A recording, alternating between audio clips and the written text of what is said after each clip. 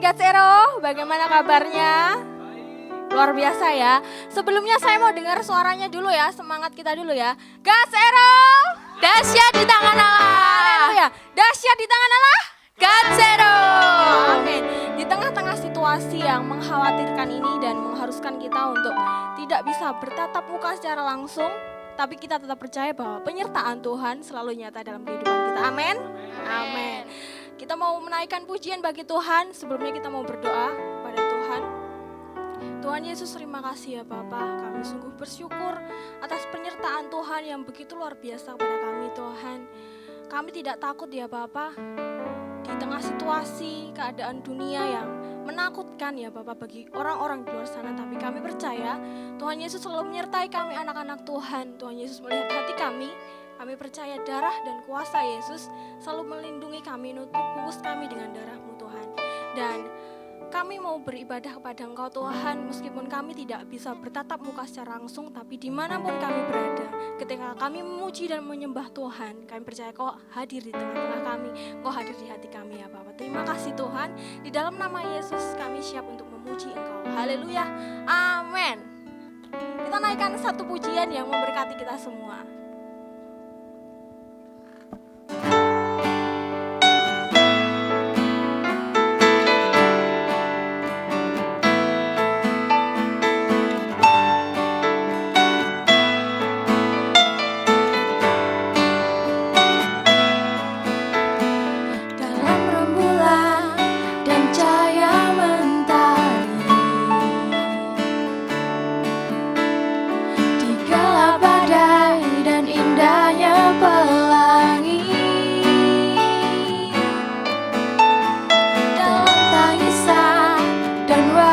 Berseri, kan ku temukan kasih terbesar bagi dunia ini. Diam ku terpaku dan ku takjub akan kasih-Mu yang terkuras indah dalam anugerah hatiku milik-Mu.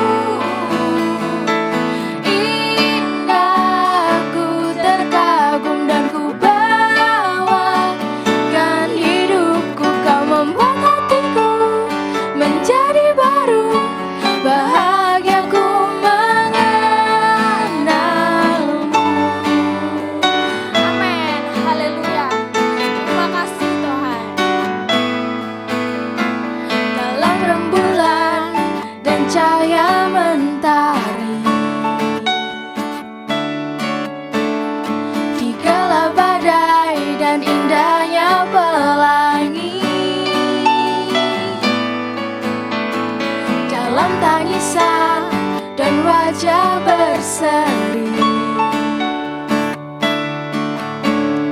kan ku temukan kasih terbesar bagi dunia ini. Diam ku terpaku dan ku takjub akan kasih-Mu yang terkuras indah dalam anugerah hatiku milik-Mu.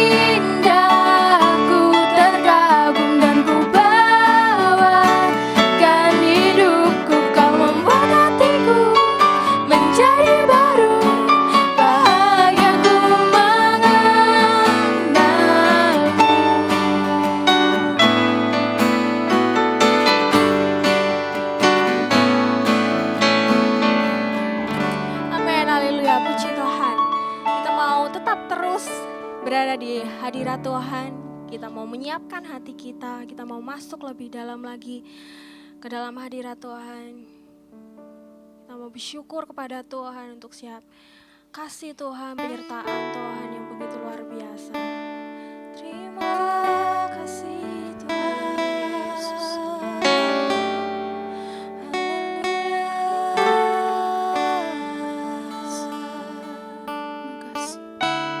Kita mau datang kepada Tuhan dengan hati yang haus dan lapar. Kita menyerahkan sepenuhnya kehidupan kita kepada Tuhan.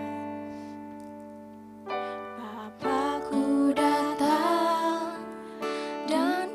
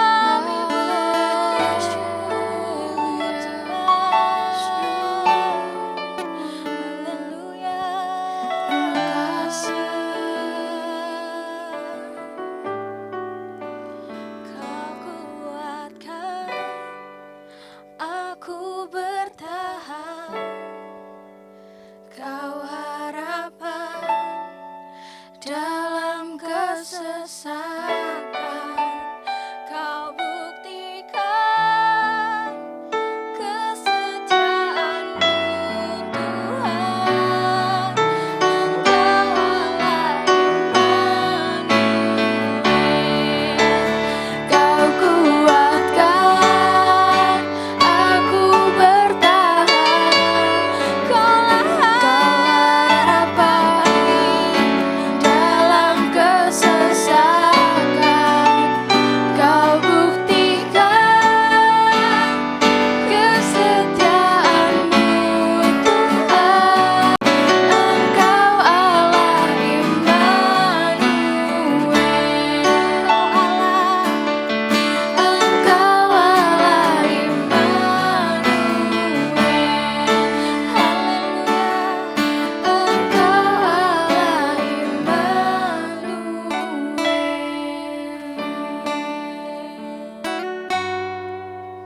Terima kasih ya Bapa. Seperti pujian ini katakan Tuhan, Kaulah Allah Immanuel, Kaulah Allah yang selalu beserta kami ya Bapa. Kau Allah yang tidak pernah meninggalkan kami ya Bapa. Di tengah-tengah dunia, keadaan dunia kami, kota kami, negara kami yang menakutkan ya Bapa. Di tengah wabah virus, kami tidak takut Tuhan. Kami tetap percaya karena kami memiliki Engkau Allah kami, Allah yang Immanuel ya Bapa.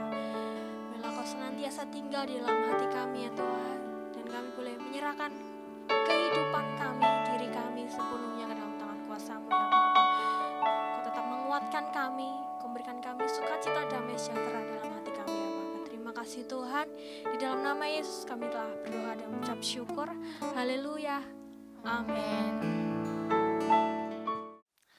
Salam teman-teman. Sangat senang bisa menyapa dimanapun Anda berada. Saya berharap bahwa Anda di rumah dalam keadaan sehat, Anda dalam keadaan tenang, Anda dalam keadaan sukacita. Pada saat ini saya akan menyampaikan kebenaran firman Tuhan. Saya akan beri judul Tetap Tenang. Seringkali kita mendengar ada orang yang memberikan pernyataan seperti ini. Bahwa yang terpenting dalam menjalani kehidupan adalah ketenangan. Ketika kita tidak memiliki ketenangan, maka di dalam kehidupan kita, sekalipun mungkin kita memiliki ada begitu banyak harta, mungkin kita orang yang terkenal, mungkin kita orang yang berpendidikan tinggi, tetapi pada akhirnya semuanya itu sia-sia. Mungkin teman-teman pernah membaca kisah orang-orang yang sebenarnya kalau kita lihat bahwa mereka adalah orang yang sukses, orang yang terkenal, orang yang sangat kaya raya, tetapi karena kehidupan mereka tidak ada ketenangan, akhirnya mereka mencari ketenangan di tempat yang salah. Mereka mencari ketenangan dengan memakai obat-obatan terlarang, seperti Michael Jackson. Untuk mencari ketenangan, dia mengkonsumsi obat tenang yang pada akhirnya membawa kematian. Itu menunjukkan bahwa ketenangan adalah kebutuhan yang sangat penting dalam hidup kita.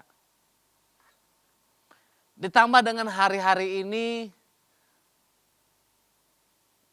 bangsa kita, negara kita, bahkan dunia ini sedang diteror oleh virus yang bernama corona. Yang ini membuat orang hidup dalam ketakutan, hidup dalam rasa panik, hidup dengan rasa gelisah dalam hidup mereka. Mereka berpikir, bagaimana dengan bisnis saya? Bagaimana dengan pendidikan saya? Bagaimana dengan pekerjaan saya? Bagaimana dengan pendidikan saya? Bagaimana dengan masa depan saya? Ada banyak hal yang membuat kita bisa takut, membuat hidup kita bisa gelisah, bisa membuat hidup kita tidak tenang dalam hidup ini. Saya mengutip salah satu pernyataan Rick Warren. Di dalam khotbahnya dia pernah mengungkapkan sebuah statistik yang menyatakan bahwa orang-orang Amerika mengkonsumsi 15 ton aspirin setiap hari. Anda bisa bayangkan, 15 ton setiap hari orang Amerika mengkonsumsi aspirin. Dan ternyata penjualan obat penenang ini sangat tinggi. Bahkan kalau kita melihat di toko-toko buku hari-hari ini, buku-buku yang menulis tentang ketenangan pikiran pun menjadi bestseller. Ternyata untuk hidup di dalam ketenangan, mendapatkan ketenangan baik di dalam hati dan pikiran, ternyata sangat sulit. Ada banyak hal yang bisa merampas ketenangan hidup kita. Saya juga mau mengutip pernyataan dari seorang yang bernama Thomas Carlyle. Dia berkata seperti ini. Ketenangan lebih berpengaruh daripada kata-kata. Ketenangan lebih berpengaruh daripada kata-kata. Kutipan bijak ini memberikan gambaran betapa besar energi positif yang dimiliki oleh seorang yang bersikap tenang. Nah, di dalam 1 Petrus pasal 4 ayat yang ke-7 mengatakan demikian. Kesudahan segala sesuatu sudah dekat. Karena itu kuasailah dirimu dan jadilah tenang. Supaya kamu dapat berdoa. Saudara-saudara, tidak dipungkiri bahwa kita sedang hidup di akhir zaman. Kita tahu ada begitu banyak nubuatan-nubuatan yang sedang terjadi hari-hari ini. Dan nubuatan-nubuatan ini akan terus terjadi. Tetapi Rasul Petrus mengatakan kepada kita, kita harus menguasai diri kita. Kita harus menjadi tenang supaya kita dapat berdoa. Raja Daud di dalam Mazmur pasal 62 ayat 2 pun mengatakan, hanya dekat Allah saja aku tenang, daripadanya lah keselamatanku. Kalau kita belajar tentang Daud, kita tahu sekalipun Daud adalah orang yang begitu dekat dengan Tuhan. Dia adalah orang yang berkenan di hati Tuhan. Tetapi kalau kita membaca di dalam Alkitab, maka kita menemukan ada begitu banyak masalah, persoalan, tantangan yang dihadapi oleh Daud. Tetapi sekalipun dia mengalami begitu banyak tantangan, ada satu hal yang menarik, bahwa dia tetap mampu untuk merasa tenang. Dia mampu mengalami ketenangan hati dan batin dalam hidupnya. Bagaimana mungkin Raja Daud bisa mengalami ketenangan? Kita tahu bahwa dia adalah seorang gembala kambing domba. Dia pernah mengatakan bahwa dia sering menghadapi binatang-binatang buas. Dia pernah menghadapi Daud. Dia pernah dikejar-kejar oleh Saul. Dia mengalami begitu banyak peperangan-peperangan selama masa hidupnya. Tetapi satu hal, dia mengalami ketenangan dalam hidupnya. Artinya apa? Ketenangan bukanlah sebuah keadaan, melainkan sebuah keputusan. Ketenangan adalah bukanlah sebuah keadaan yang tenang, tidak ada persoalan, tidak ada masalah. Tetapi ini adalah sebuah keputusan.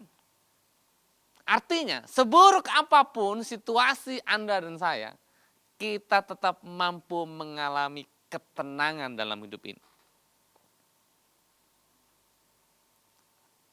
Raja Salomo di dalam Pengkhotbah pasal 4 ayat 6 dia mengatakan demikian. Segenggam ketenangan lebih baik daripada 2 genggam jerih payah dan usaha menjaring angin. Raja Salomo adalah raja yang paling berhikmat. Raja yang paling sukses. Raja paling kaya raya. Paling terkenal. Dia memiliki segala hal. Tetapi dia mengatakan bahwa ketenangan itu adalah hal yang sangat penting. Oleh sebab itu, teman-teman yang dikasih oleh Tuhan, di tengah situasi yang seperti ini,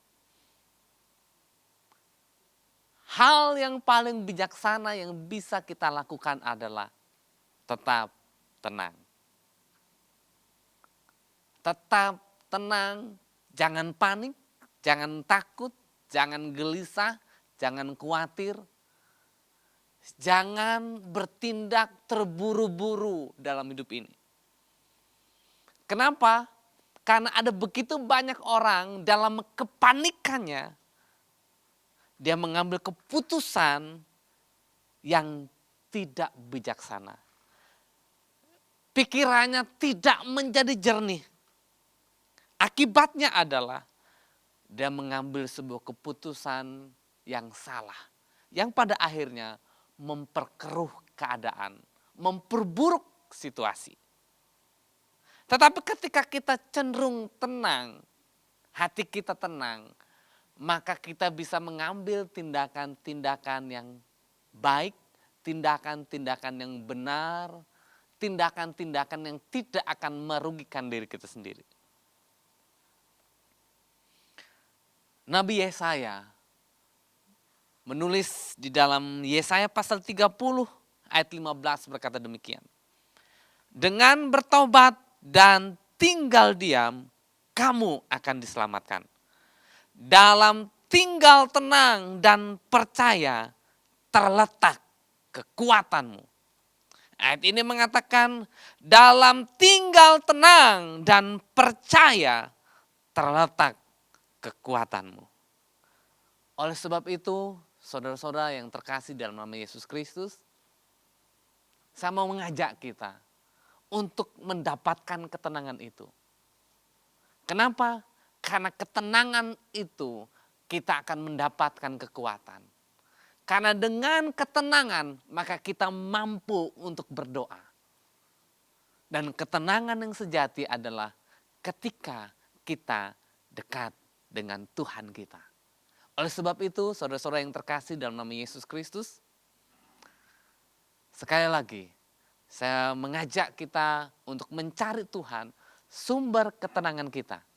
Sumber ketenangan kita bukan kekayaan, sumber ketenangan kita bukan harta benda kita, bukan kekuatan kita. Tetapi sumber utama ketenangan kita adalah Tuhan Yesus sendiri. Saya berdoa, kiranya renungan singkat ini akan memberkati kita semuanya, sehingga kita tetap tenang, bersama-sama dengan Tuhan. Tuhan Yesus memberkati.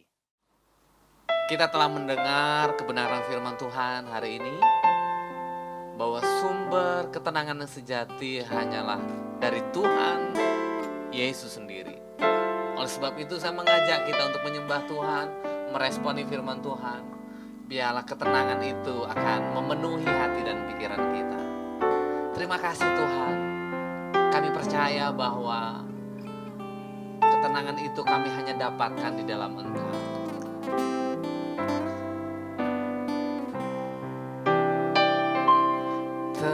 Tenanglah kini hatiku, Tuhan memimpinlah.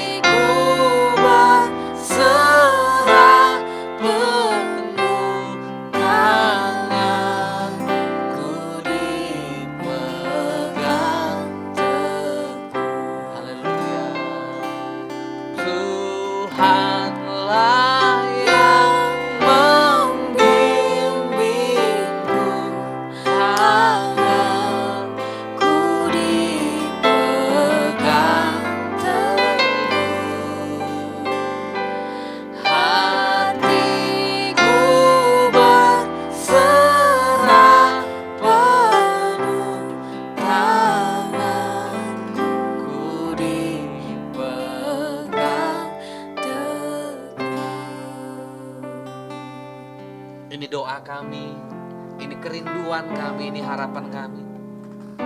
Engkau membimbing kami, Engkau memegang tangan kami, Engkau menjagai kami seperti biji matamu ya Tuhan. Karena kami yakin dan percaya tidak ada satupun yang bisa menyentuh kehidupan kami.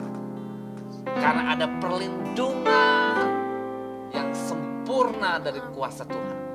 Oleh sebab itu Tuhan, hamba-Mu berdoa, kiranya kami yang berharap dan percaya kepada Tuhan akan tetap aman, selamat sampai badai ini berlalu. Terima kasih Tuhan. Di dalam nama Tuhan Yesus kami berdoa dan mengucap syukur. Amin.